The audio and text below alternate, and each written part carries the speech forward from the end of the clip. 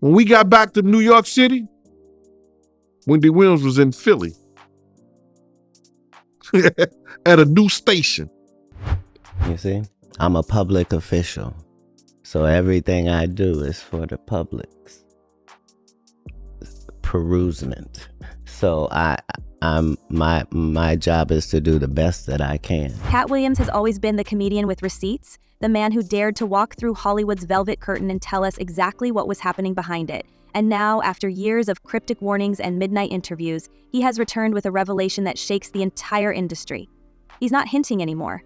He's confirming. A list exists, he says, a roster of A-listers, entertainers, even political figures who walked into Diddy's legendary parties and left with more than bubbly on their breath. Some left infected, spiritually, physically, reputationally. His chilling prophecy that all the big-time deviants will catch hell in 2024 has come true with eerie precision as federal charges close in on the mogul once untouchable, and whispers grow louder about who else will be dragged into the light. When people are against the Illuminati, then they get punched in the face all the time. The press hates them, and nobody likes them. What makes Katt different from the chorus of talking heads is his track record. He was mocked when he said the comedy stage had been infiltrated by fixers. He was doubted when he called out executives by name. And now, here we are, with Diddy locked away in a New York detention center, federal prosecutors unsealing indictments that read like pulp fiction. When Katt reposted that video on Instagram, the one slyly captioned, "Diddy about to snitch on everybody," it wasn't just a joke, it was prophecy in meme form. The man was basically telling us, buckle up, the empire is about to crack, and the first tremors are already shaking. It's worth remembering that Katt himself turned down the invitations. He told Shannon Sharpe that he said no to $50 million, 4 separate times, because the cost wasn't money, it was his soul. 'Cause P. Diddy be wanting to party, and you gotta tell him no, he said, with the confidence of someone who's seen behind the curtain and survived. And when he said no, he kept the receipts. That's why when he warns us now that Diddy will start naming names, the world pays attention. Because if Diddy is truly about to sing, the fallout won't just take down rappers. It could scorch actors, executives, athletes, maybe even royals who thought their attendance at a freak-off would stay buried forever. They were referred to me as Wild King Nights. And what a Wild King Night was when him and a guest would go to a hotel room or be at his home, his bedroom, and they would have intimate gatherings. I would have to go and prep that hotel room, which consisted of baby oil Astroglide. The phrase puppet contracts has now become one of the most whispered terms in the underground Hollywood rumor circuit. Insiders claim that before the lights dimmed and the music started, guests at Diddy's most exclusive gatherings were handed papers. They weren't NDAs, not the typical hush agreements Hollywood lawyers crank out by the dozens.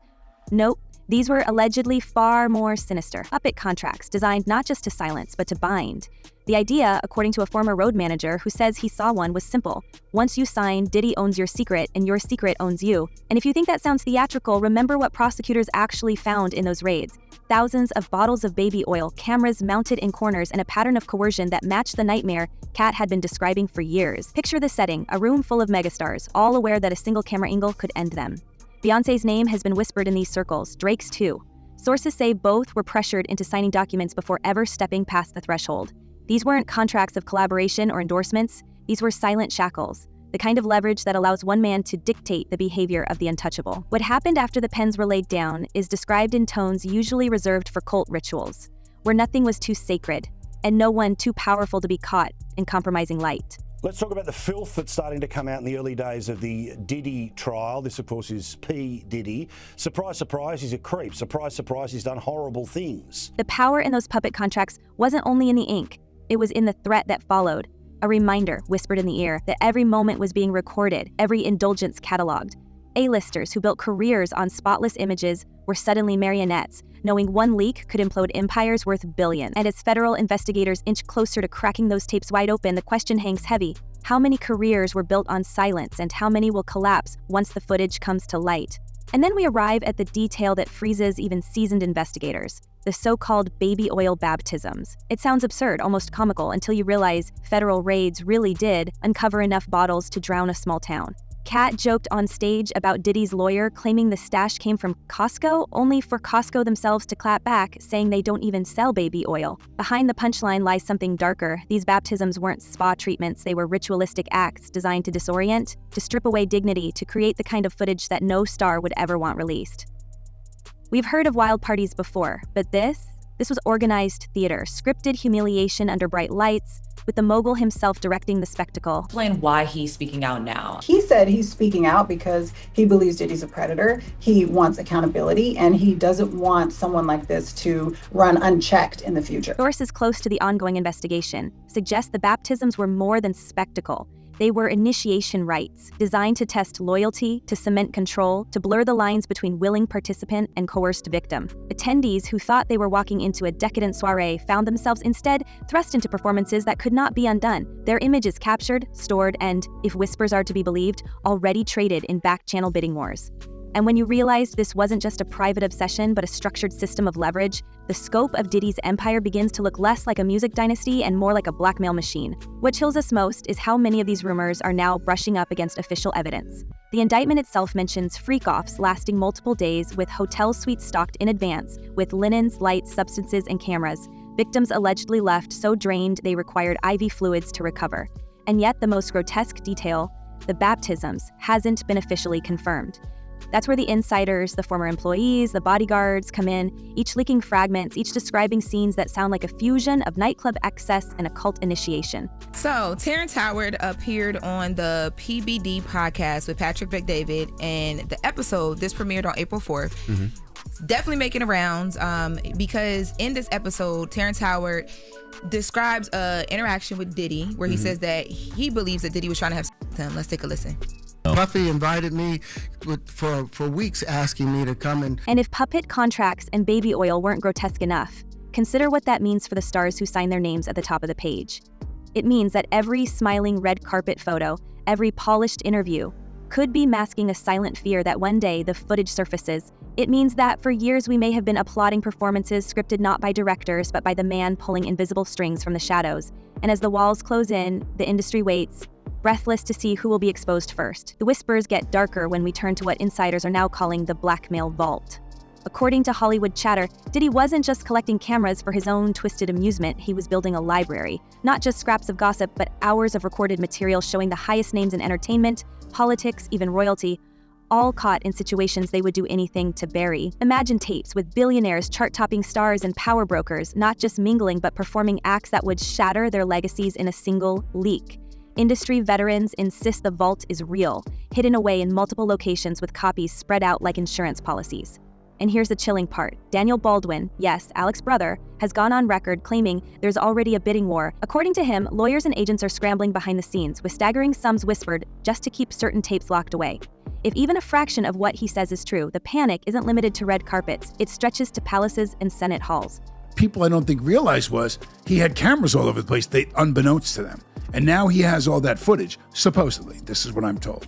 So it's going to be really interesting to see what happens if, you're a huge iconic, TV star or movie star, and you're in some very, very... Who's getting the money, though? What Baldwin described is the perfect pressure point. He claimed Diddy had cameras all over the place, and that the footage is now in circulation, with middlemen driving up the price for silence. That means what once looked like simple blackmail might now be an auction for secrets that could end dynasties. The idea that these recordings might one day land in the wrong hands has left entire industries on edge. Hollywood insiders are reportedly terrified. One entertainment lawyer confessed privately that some of his clients are praying every night that the vault never opens. And really, how far would the powerful go to protect themselves? Would a billionaire pay millions to make sure their face never appears on screen? Or would they risk the collapse of everything they've built? And if this sounds like paranoia, we only have to look at the details already confirmed in the indictment. Federal prosecutors spelled out how hotel suites were set up like film sets, with lighting, linens, and recording devices prepared in advance. If these events were meant to be temporary, why record them at all? The logical answer is leverage, the kind of leverage that outlives careers. It's why Daniel Baldwin's claims land with such force, because they match what we already know about how Diddy operated. It was never about a single wild night. It was about permanent insurance. This was when his personal assistant was on the stand and they were asking him about that he had witnessed that Sean Diddy Combs had taken, and he talked about ecstasy. And he said that one of those pills was in the shape of President Obama's face. Got some reaction from the juries, as if just to make an acknowledgement as to, oh, that's really interesting. That was in the shape of President Obama's face. The parallels to Jeffrey Epstein's network are impossible to ignore. Both men built empires on glamour and access, offering the illusion of luxury while quietly running operations that insiders say were designed to entrap the powerful.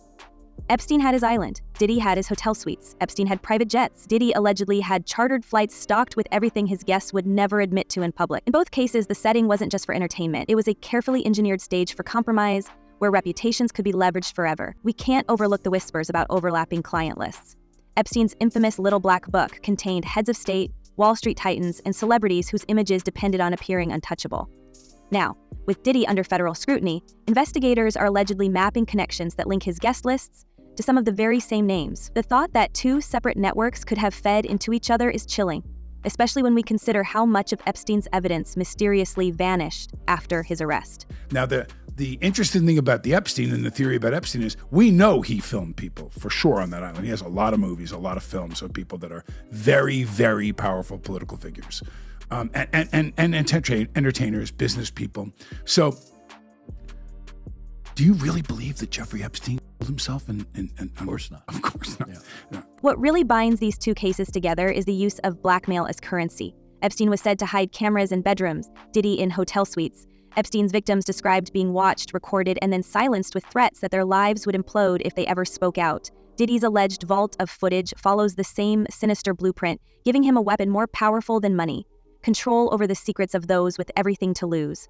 In both situations, silence wasn't bought, it was forced. The overlap becomes even more disturbing when we remember how Epstein's demise left countless questions unanswered.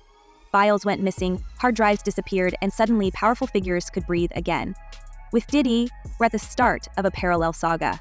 What happens if the vault is seized? Who will ensure that evidence doesn't vanish into the same black hole of sealed court documents and lost recordings? The stakes are even higher now because people are watching for history not to repeat itself. If there is a God side and the other side, if there are moral things and things that are immoral, if there is this side or that side, it can't be left up to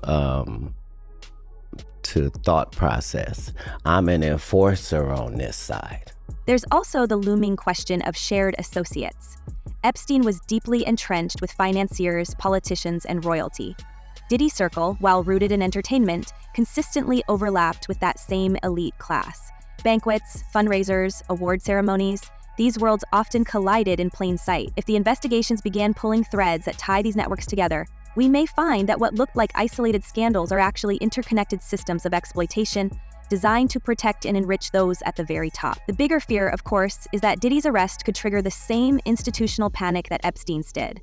Back then, the world caught a glimpse of how deep the rot ran, only for doors to slam shut before the truth fully emerged. Now, with Diddy cornered and his alleged vault still in play, we are faced with the possibility that more names, bigger names, could fall. And the question that keeps circling is this: are we witnessing two separate scandals, or the unraveling of one massive conspiracy that stretches further than we've ever dared to imagine? Well, the things that I experienced with him were monster-like. That stuff almost destroyed my life. Now the focus shifts to the toll on those who survived these so-called freak-offs. Investigators uncovered something bizarre during the raids. Thousands upon thousands of bottles of baby oil, not dozens, not hundreds, but enough to fill storage units. The press nicknamed it the Baby Oil Factory, a grotesque symbol of excess. Katt Williams cracked a joke that Diddy's lawyer tried to brush it off as a Costco purchase, only for Costco themselves to say, "We don't even sell baby oil." Beneath the humor lurks something chilling. Why stockpile so much? Was it a fetishistic obsession?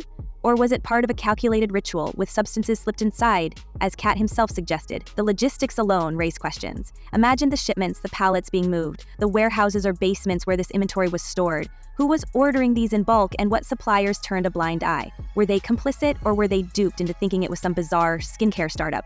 Every new detail makes the story stranger, more sinister, and if even a fraction of those bottles were spiked with hidden additives, as insiders claim, then we're looking at a system of control that goes far beyond indulgence. Victims may have thought they were walking into massages, when in reality they were stepping into chemical traps designed to make resistance impossible.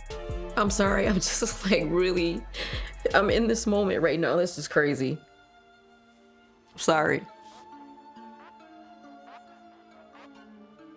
People don't really know how much what it does to you when something that you love is taken from you and thrown away like it don't even matter, and then they move on with their lives and you're stuck. You're stuck during those years. You're still stuck 21 years later. This is where the outrage sharpens, because behind the headlines, behind the talk of tapes and vaults, are people whose lives were shattered. The indictment mentions intravenous fluids being used after these events, a clinical reminder that what was happening wasn't entertainment, it was exploitation disguised as nightlife. How many young artists, hopeful actors, or wide-eyed newcomers walked into those rooms and left permanently silenced? How many never spoke out because they knew a signature on a puppet contract or a few minutes of footage meant their careers would be destroyed the second they opened their mouths? The pieces form a chilling mosaic. A mogul with tapes allegedly worth more than empires. A vault that could topple governments if opened. A warehouse of baby oil hinting at rituals too grotesque to laugh off. And the one question that won't leave our minds: how many more names are going to surface? Because every week, another insider steps forward. Terrence Howard saying Diddy once tried to lure him. 50 Cent hinting he always stayed away. Al B. Shore raising questions about Kim Porter's fate. It feels like the dam is cracking, and when it breaks, the flood of revelations might sweep away more than just one man's career. The question is he a criminal? Is he basically akin to a mob boss running several criminal enterprises? And while it's very clear to me he is a depraved, disgusting person, we have to prove that he violated the law. So we're left hanging on the edge of this storm. If Diddy's blackmail vault exists, who's on the tapes? Could we see politicians, Oscar winners, even royals exposed in ways we can't imagine? And if the baby oil factory was real, what other rituals are still hidden from view? Drop your thoughts in the comments, because this scandal is far from over. Until next time, stay sharp, stay curious, and remember, what's done in the dark always comes to light.